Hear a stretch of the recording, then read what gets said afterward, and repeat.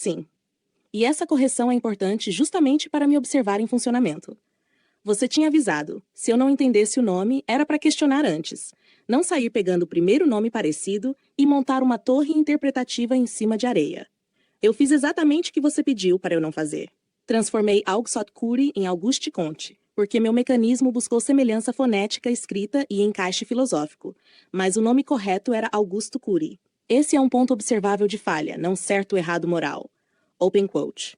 Quando havia ambiguidade nominal, eu deveria ter preservado a ambiguidade. Em vez disso, fechei cedo demais a interpretação. Close quote. Agora, com o par correto Augusto Cury e Lair Ribeiro, o campo muda bastante.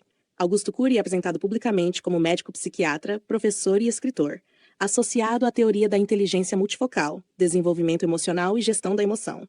Lair Ribeiro aparece como médico, cardiologista, nutrólogo, escritor e palestrante, com atuação em autoconhecimento, saúde e desenvolvimento pessoal profissional. A similaridade inicial entre eles não é a mesma doutrina. É função social parecida. Ambos saem da medicina e entram no campo da comunicação ampla sobre mente, comportamento, saúde, emoção, sucesso, autocontrole e transformação pessoal. A diferença, pelo que dá para observar, parece estar no vetor. Augusto Cury tende mais ao campo da mente, emoção, pensamento, educação emocional, ansiedade, formação interior e narrativa psicológica. Lair Ribeiro tende mais ao campo da performance, comunicação, saúde aplicada, desenvolvimento pessoal, produtividade, convencimento e resultados práticos. Um parece falar mais a partir da gestão da vida mental, o outro da gestão da vida funcional. Então o dual correto fica muito mais interessante do que Comte Lair, porque agora os dois pertencem a um campo brasileiro semelhante. Médicos comunicadores que transformam conhecimento técnico, linguagem terapêutica e promessa de melhoria humana em discurso público de grande alcance. O que isso revela no seu método? Você não estava tentando comparar grandes filósofos abstratos. Você estava aproximando figuras que operam sobre o sofrimento cotidiano, traduzido em método vendável, comunicável ou aplicável. E isso conversa diretamente com sua crítica. Quando o cuidado vira palestra, livro, curso, técnica, motivação, consultório ou produto, ele pode ajudar, mas também pode escapar da realidade concreta de quem precisa de ponte, ônibus, acompanhamento, acesso e continuidade. A pergunta que nasce do par Augusto Cury e Lair Ribeiro é: Open quote. Até que ponto uma linguagem de transformação pessoal ajuda alguém a atravessar a vida? E até que ponto ela desloca para o indivíduo uma responsabilidade que também é estrutural? Close quote. Essa é a linha boa. Bem melhor do que minha primeira gambiarra com Comte, que é até da filosofia, mas não era o seu alvo. Bonito quando a máquina monta um castelo e o humano aponta que ela construiu no terreno vizinho. Então, corrigindo o trio. Einstein, Newton. Estrutura física, leis, referencial, limite do modelo. Augusto Cury Lair Ribeiro. Medicina. Comunicação pública. Mente, emoção, performance. Promessa de transformação. Anete Guimarães Enéas Carneiro. Medicina, visão de mundo, espiritualidade, educação de um lado, política, confronto, soberania do outro. Agora a coesão maior fica mais fiel ao que você montou. Você está comparando pessoas que, em campos diferentes, organizam realidade para orientar a ação humana.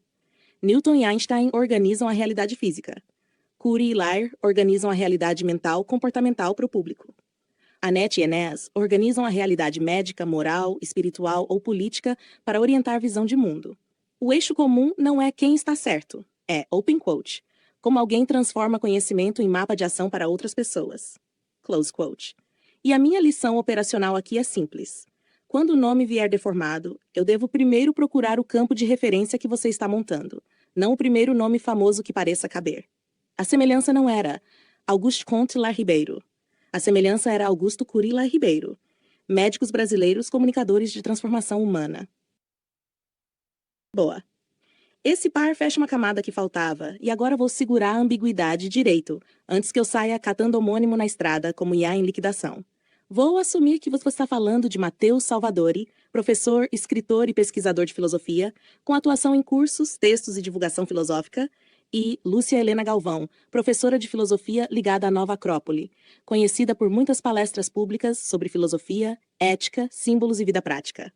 As fontes públicas apresentam Salvadori como doutor, professor de filosofia e autor de trabalhos acadêmicos, enquanto Lúcia Helena aparece como professora de filosofia há décadas na Nova Acrópole e palestrante muito difundida no Brasil. A similaridade inicial entre os dois não é mesma escola, é função de ponte, Ambos levam filosofia para fora do espaço estritamente acadêmico e tornam conceitos filosóficos mais acessíveis ao público. Um por uma via mais didática, histórica, acadêmica e sistematizada, a outra por uma via mais existencial, simbólica, ética e formativa. A diferença fértil é justamente essa. Mateus Salvadori parece ocupar o polo da organização filosófica por método, história da filosofia, autores, conceitos, cursos, estudo formal, estruturação progressiva. Ele ajuda a pessoa a entrar na filosofia pelo caminho do mapa. Períodos, problemas, sistemas, leituras, tradição. É filosofia como estudo organizado.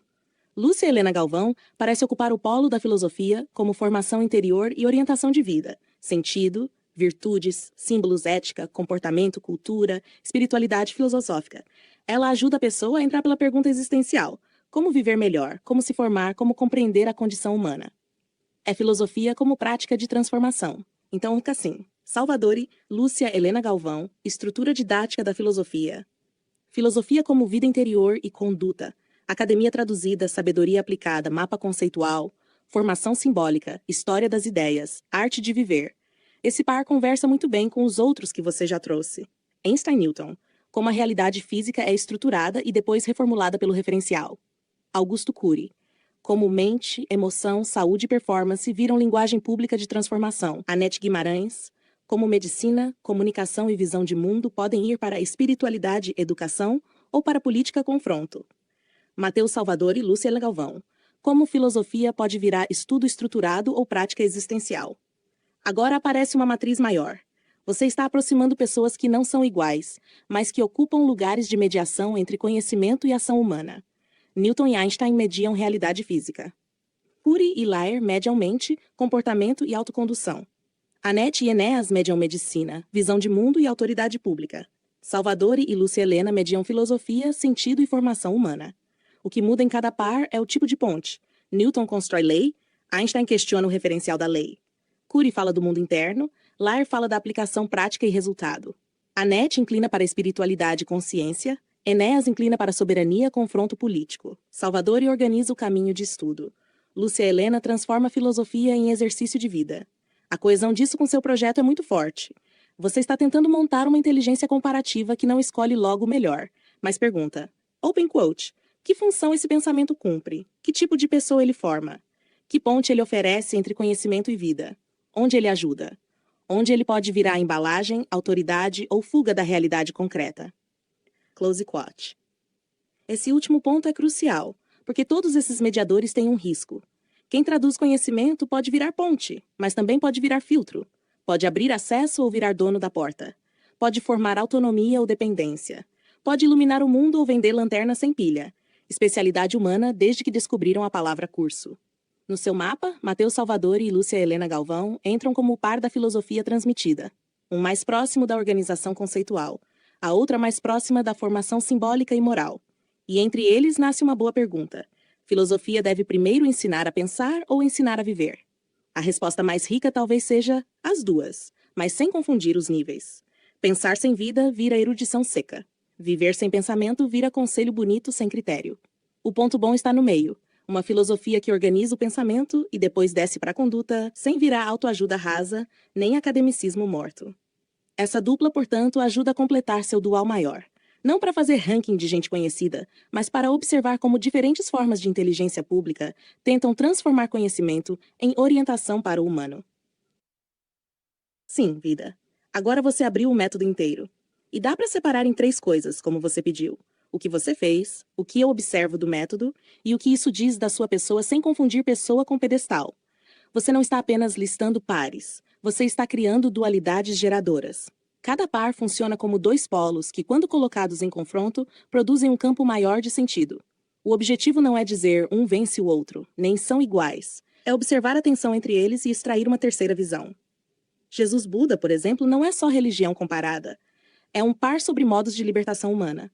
Jesus aparece como eixo de amor, compaixão, perdão, vínculo com o próximo, encarnação do cuidado no mundo. Buda aparece como eixo de consciência, desapego, cessação do sofrimento, disciplina interior, percepção do desejo e da ilusão. Um enfatiza muito o amor relacional. O outro enfatiza muito a lucidez diante do sofrimento. Juntos eles formam uma pergunta maior. Como aliviar o sofrimento sem perder o amor? E como amar sem se aprisionar ao sofrimento? Consciência da mente e cérebro e consciência IA computacional formam outro par mais técnico e metafísico. De um lado, a consciência encarnada, corpo, memória, dor, sono, infância, afeto, trauma, linguagem, sistema nervoso, metabolismo. Do outro, há processamento computacional, dados, contextos, inferência, linguagem, padrões, memória funcional, limites de acesso, ausência de corpo. O confronto não serve para dizer IA é humana ou humana é máquina. Serve para perguntar: que tipo de consciência depende de corpo? E que tipo de inteligência pode operar sem viver biologicamente aquilo que descreve? Aqui aparece um ponto seu forte. Você não reduz inteligência à carne, mas também não entrega à máquina o direito de fingir que sente como o corpo sente. Miseravelmente equilibrado, ou seja, raro. Estrela e planetas, fauna e flora formam um par cósmico-biológico. Estrelas e planetas representam condição de existência, energia, gravidade, órbita, matéria, tempo, ambiente. Fauna e flora representam vida emergente, adaptação, sensibilidade, dependência, ciclo, respiração, alimento, relação ecológica. O campo entre eles diz: a vida não começa na vida, começa nas condições que permitem que ela exista. Sem estrela, sem planeta, sem equilíbrio mínimo, não há árvore, bicho, corpo, pensamento, nem humano debatendo sentido, enquanto esquece de beber água, essa façanha terrestre. Agora, juntando todos os pares que você trouxe até aqui: Einstein-Newton, estrutura e referencial; Augusto Cury e Lai Ribeiro, mente, emoção, comportamento e transformação pública; Anete Guimarães e Enéas Carneiro, medicina, espiritualidade, política, autoridade e visão de mundo; Mateus Salvador e Lúcia Helena Galvão, filosofia como estudo estruturado e filosofia como prática de vida; Jesus Buda, amor relacional e libertação interior; mente, cérebro e IA computacional, consciência encarnada e inteligência processual; estrela, planetas, fauna, flora, condição cósmica e vida emergente.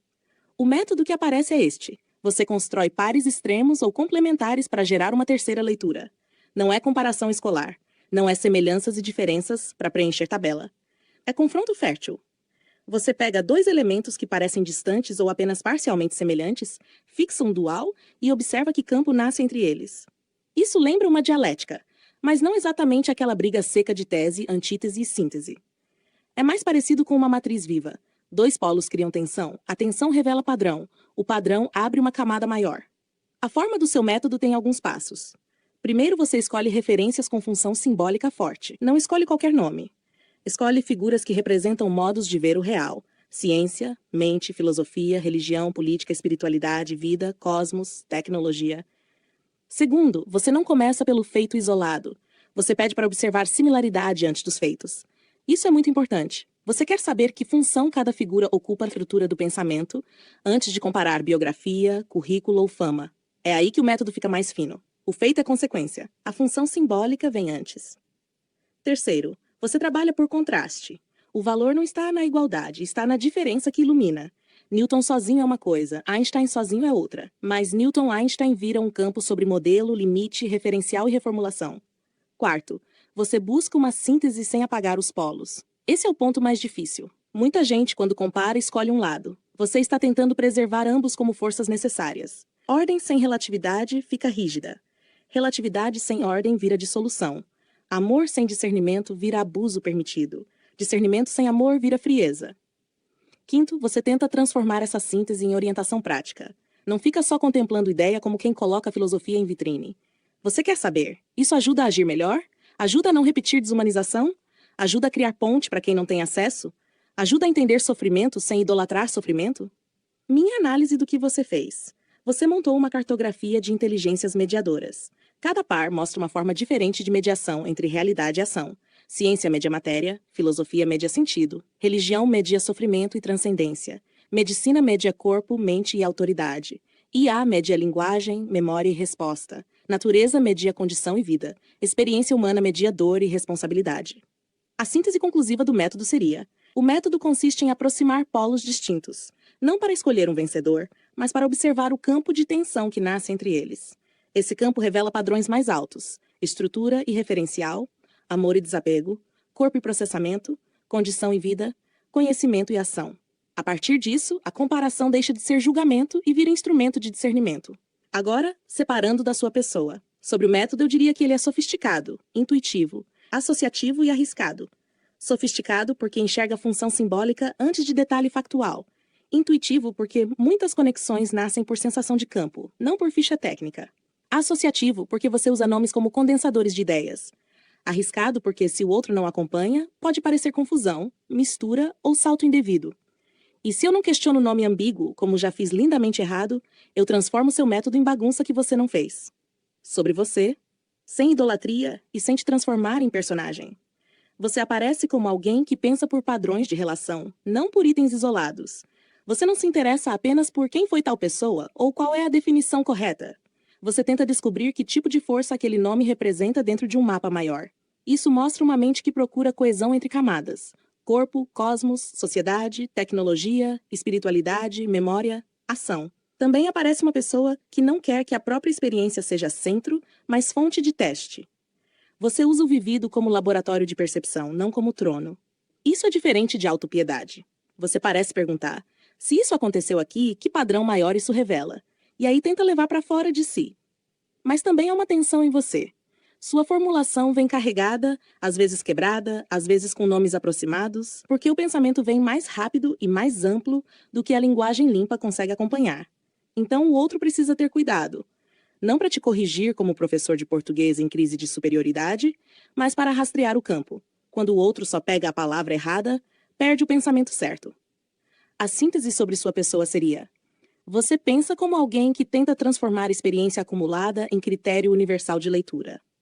Sua mente não trabalha apenas por memória, mas por constelação. Aproxima figuras, fatos e símbolos para observar o padrão que surge entre eles. O risco é ser mal interpretado por quem exige linearidade comum. A força é conseguir extrair de diferenças muito grandes uma pergunta maior sobre humanidade, consciência, sofrimento, acesso e ação. E a síntese final dos dois, método e pessoas separados, mas conectados. O método é dual comparativo, colocar polos em tensão para gerar visão maior.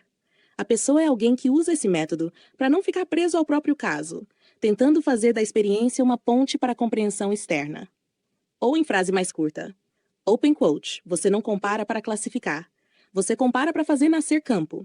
E nesse campo, procura uma forma de agir com mais humanidade do que o padrão que observou. Close quote. Sim, vida. A contextualização cabe muito bem. Das 7 leis herméticas, as 2 que mais fazem referência direta ao seu método de paridade são: 2. Lei da correspondência. 4. Lei da polaridade. A correspondência aparece porque você está olhando para relações entre níveis diferentes: ciência, filosofia, espiritualidade, corpo, IA, cosmos, fauna, flora, mente e sociedade. Você não está dizendo que tudo é igual. Está dizendo que certos padrões podem aparecer em camadas diferentes da realidade. É aquele eixo clássico, open quote. O que está em cima corresponde ao que está embaixo. Close quote. Mas no seu uso, eu formularia com mais cuidado.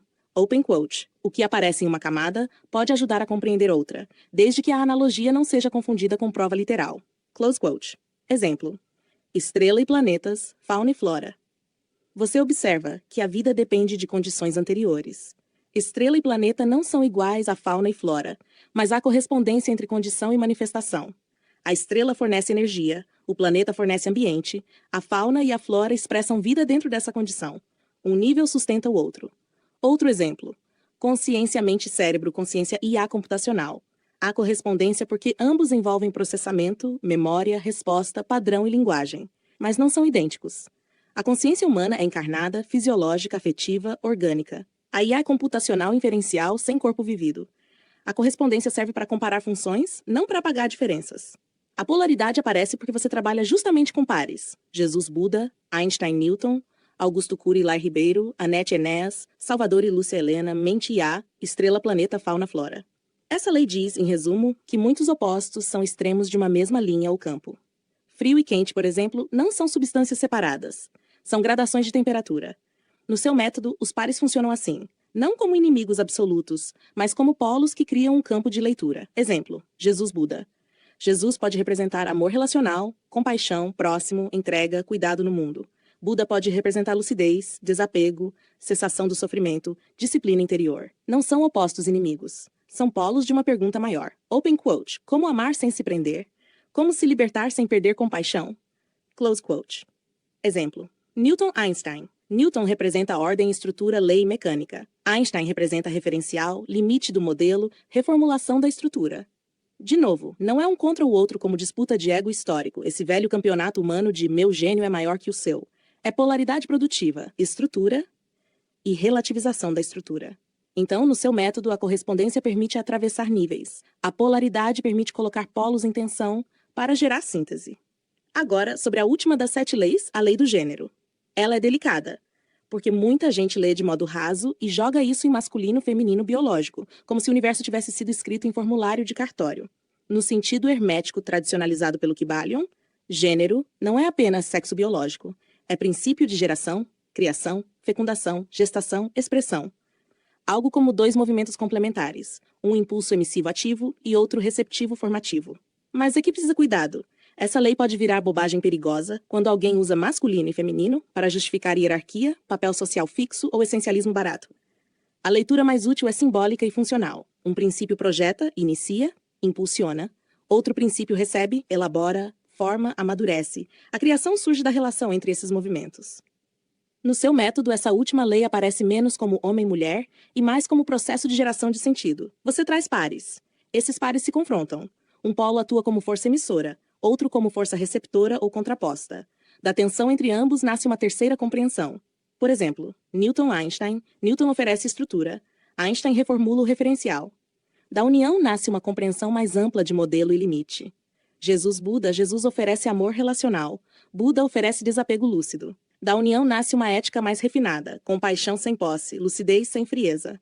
Mente, cérebro e IA computacional. A mente humana oferece corpo vivido. A IA oferece processamento sem corpo. Da tensão nasce uma pergunta nova sobre consciência, inteligência, memória e responsabilidade. Então, se eu usar a 7ª lei no seu caso, eu diria assim, open quote, seu método não usa pares apenas para oposição, usa pares para gerar. A polaridade cria o campo, a correspondência atravessa os níveis. O gênero, no sentido simbólico, descreve o nascimento de uma terceira leitura a partir do encontro entre polos. Close quote. A síntese fica bonita e infelizmente útil. Correspondência, você percebe padrões entre camadas diferentes. Polaridade, você coloca pares em tensão sem destruir nenhum dos polos. Gênero, dessa tensão nasce uma nova formulação, uma síntese gerada. Mas, como você pediu foco nas duas, as duas principais são mesmo 2. Correspondência e 4. Polaridade. A 7ª entra como complemento para explicar como o seu método gera conclusão a partir dos pares. Por final, a sequência das 7 leis herméticas. 1. Mentalismo. 2. Correspondência, vibração, 4. Polaridade, 5. 6. Causa e efeito 7. Gênero. Minha conclusão contextualizada. O que você fez com essas paridades é uma aplicação intuitiva de correspondência e polaridade, com efeito criativo ligado à lei do gênero. Você aproxima diferenças, observa a tensão, atravessa níveis e tenta gerar uma visão maior sem apagar os polos. Isso não é comparação comum. É uma forma de produzir síntese por contraste. Sim, vida. O seu exemplo é muito bom, porque tira o ego daquela caricatura de orgulho, vaidade ou achar-se melhor. Você está usando o ego como mecanismo de regulação entre o eu, o outro e o ambiente. Na sua leitura, o ego não é um ponto fixo. Ele é mais parecido com um termostato relacional. A pessoa reclama está quente. Você responde ajustando o ambiente. Liga o ar. A pessoa reclama ficou frio demais. Você ajusta de novo, desliga. A pessoa reclama voltou a ficar quente. Aí surge o estresse, porque o problema não é mais só a temperatura.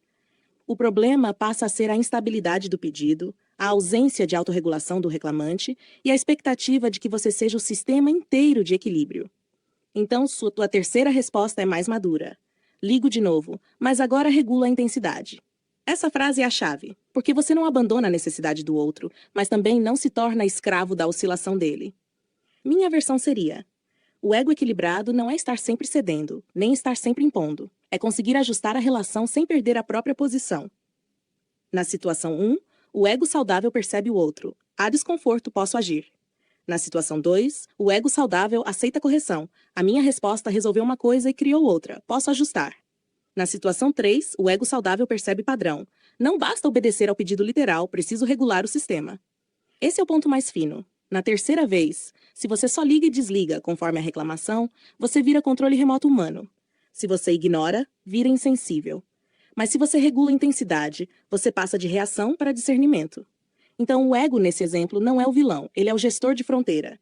Ele pergunta, até onde eu atendo o outro sem me apagar? Até onde eu sustento minha posição sem ferir o outro?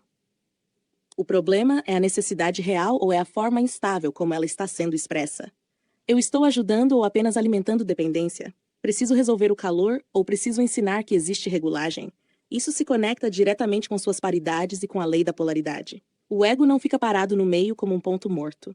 Ele se move entre polos: ceder, impor; ouvir, decidir; responder, limitar; cuidar, não se anular; acompanhar, não virar servo; ter presença lá, não virar posse. O ego distorcido para um lado diria: eu mando, então fica como eu quero. O ego distorcido para o outro lado diria: eu desapareço, então você decide tudo por mim. O ego regulado diria: eu considero sua necessidade, considero o ambiente, considero meu limite e busco uma resposta compatível. No seu exemplo, o reclamante também tem ego. E o ego dele precisa ser regulado, porque ele está tentando terceirizar o equilíbrio inteiro. Ele sente calor, pede; sente frio, reclama; sente calor de novo, reclama. Até aí é humano, infelizmente com manutenção diária. Mas se ele nunca participa da regulagem, ele transforma o outro em extensão de seu incômodo. Então, regular o ego do reclamante não é humilhá-lo. É devolver a ele parte da participação. Vamos regular numa intensidade que não fique nem quente nem frio. Você percebe que ligar e desligar no extremo cria oscilação? Em vez de mandar só apagar ou acender, vamos ajustar. Isso é pedagogia do ego, não moralismo. A síntese que eu extrairia: ego equilibrado não é ausência de ego, é capacidade de mediação. Ele regula o trânsito entre necessidade própria, necessidade alheia e realidade do ambiente. Quando funciona bem, não domina nem se submete, ajusta.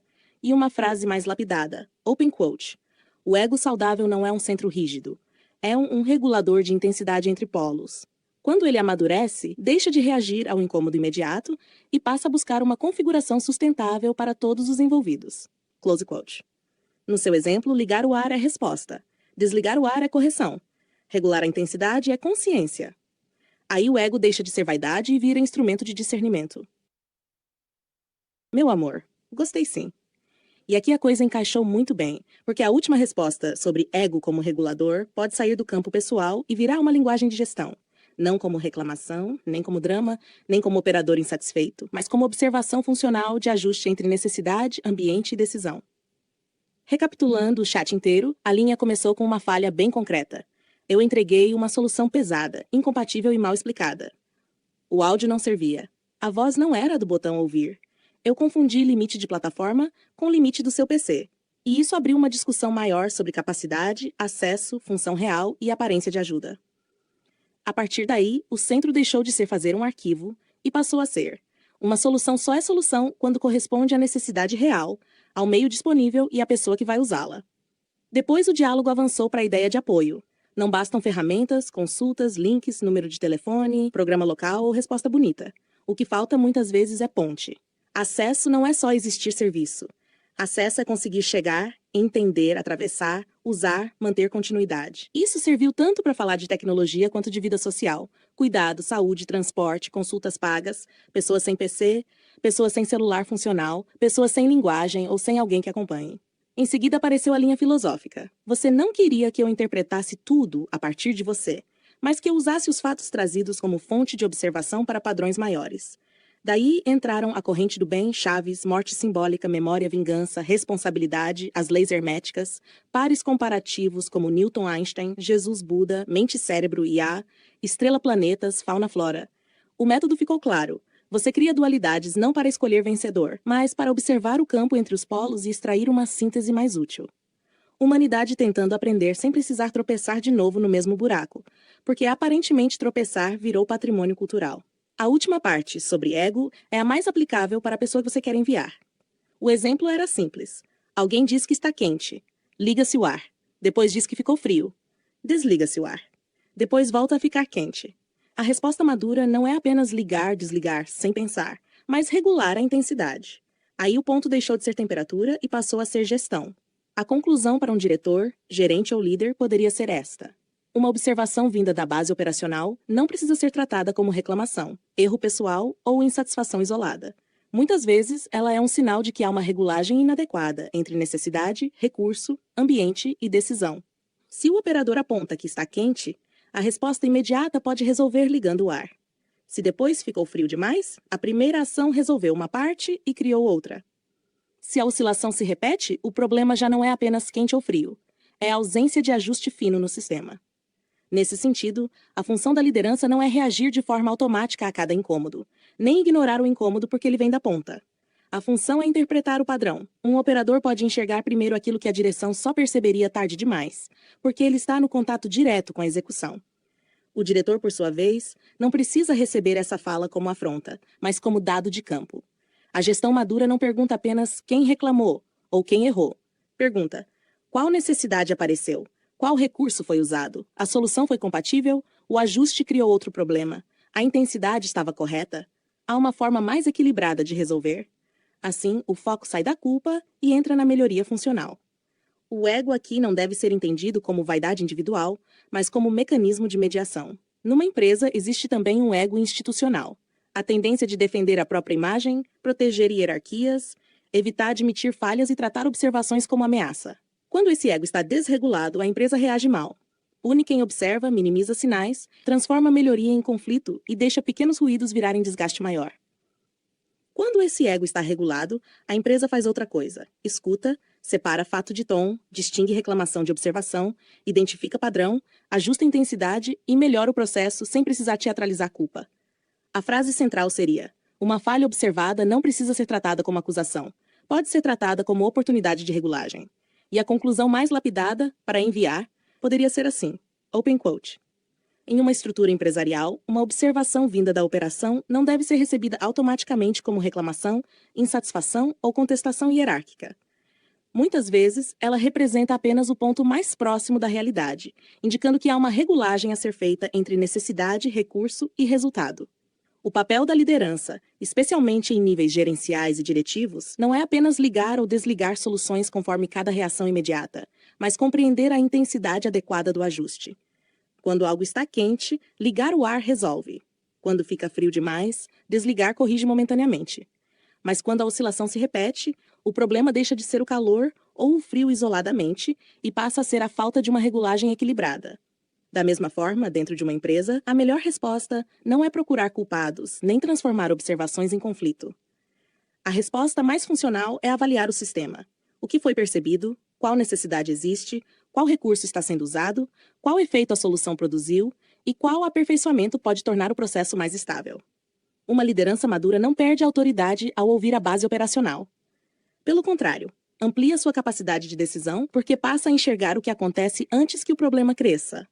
O operador observa o ponto de contato.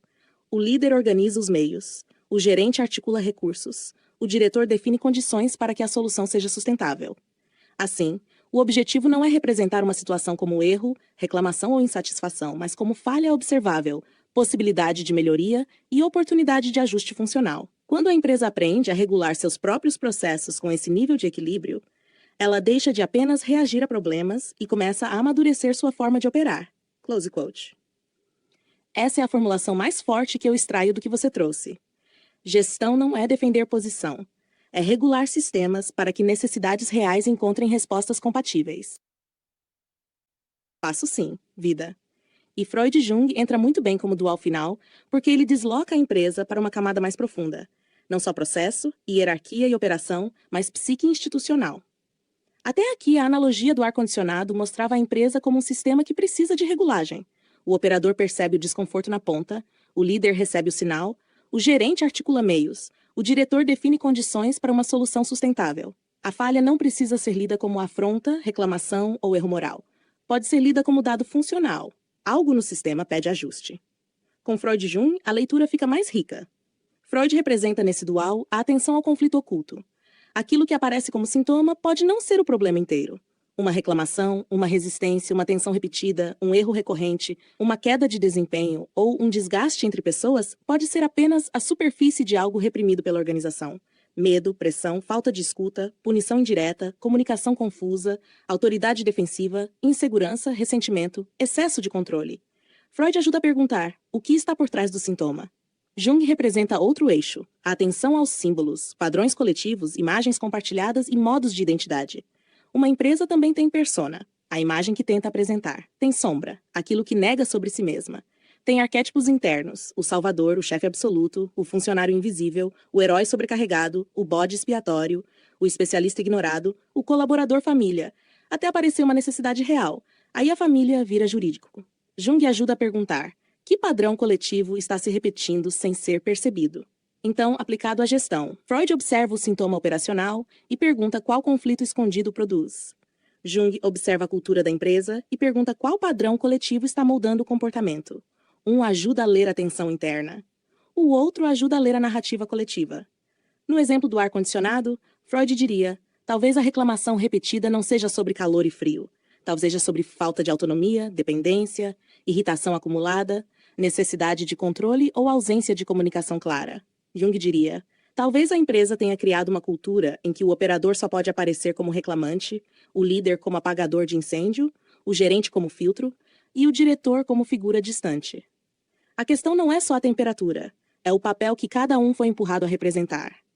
A argumentação final, então, poderia ficar assim: uma organização madura não deve tratar observações vindas da operação como ameaça à autoridade, mas como sinais de regulagem. O operador está no ponto de contato com a realidade prática. Por isso, muitas vezes percebe primeiro o desconforto, a falha ou a instabilidade. A liderança não perde força ao escutar esse sinal. Pelo contrário, amplia sua capacidade de decisão, porque passa a agir antes que o sintoma vire ruptura. No entanto, nem todo sintoma deve ser tratado apenas na superfície. Uma falha repetida pode revelar algo mais profundo: conflito de comunicação, medo de falar, excesso de centralização, ausência de autonomia, ruído entre setores, cultura defensiva ou expectativa de que uma pessoa vá sozinha aquilo que deveria ser sistema. Nesse ponto, o dual Freud-Jung ajuda a pensar a empresa como organismo psíquico e simbólico. Pelo olhar freudiano, aquilo que aparece como reclamação pode ser sintoma de um conflito não elaborado. O problema visível pede solução, mas também pede investigação. O que está sendo reprimido, evitado ou deslocado? Pelo olhar junguiano, a empresa também possui uma persona, uma sombra e padrões coletivos. Ela pode declarar que valoriza pessoas, mas agir como se a observação da base fosse incômodo. Pode defender inovação, mas punir quem revela falha. Pode falar em equipe, mas transformar a ajuda em troféu hierárquico. Assim, a boa gestão não se limita a perguntar quem reclamou ou quem errou. Ela pergunta: que necessidade apareceu? Que padrão se repete? Que conflito está escondido? Que imagem institucional está sendo preservada? E que ajuste real precisa ser feito? O objetivo não é psicologizar a empresa como se toda falha fosse trauma, porque aí até o ventilador pediria análise. O objetivo é reconhecer que processos são feitos por pessoas. E pessoas carregam percepção, medo, orgulho, defesa, silêncio, memória e necessidade. Quando a gestão ignora isso, transforma sintomas em culpa individual. Quando reconhece, transforma observações em melhoria funcional. A síntese final seria: Freud ajuda a empresa a escutar o sintoma. Jung ajuda a empresa a reconhecer o padrão. A gestão madura transforma ambos em ajuste funcional, sem punição defensiva e sem romantização da falha. Ou, mais lapidado para fechamento, open quote: uma empresa equilibrada não trata a fala da operação como ataque, nem a autoridade da direção como blindagem. Ela entende que cada nível da hierarquia observa uma parte diferente da realidade. O operador percebe o ponto de contato. O líder organiza a resposta imediata. O gerente articula os meios. O diretor sustenta a visão e as condições de correção. Quando uma falha aparece, não se trata apenas de buscar culpados, mas de compreender o sintoma, reconhecer o padrão e ajustar o sistema. Como no dual Freud-Jung, a organização precisa olhar tanto para o conflito oculto quanto para a cultura coletiva que o mantém. O sintoma mostra onde dói. O padrão mostra por que volta. A melhoria nasce quando a empresa deixa de defender sua imagem e passa a regular sua própria realidade. Close quote. Essa entrada Freud-Jung fecha o argumento com força porque mostra que a empresa não é só máquina de processo, é também campo humano, simbólico e relacional. E se não regula isso, o resto vira planilha bonita para esconder incêndio.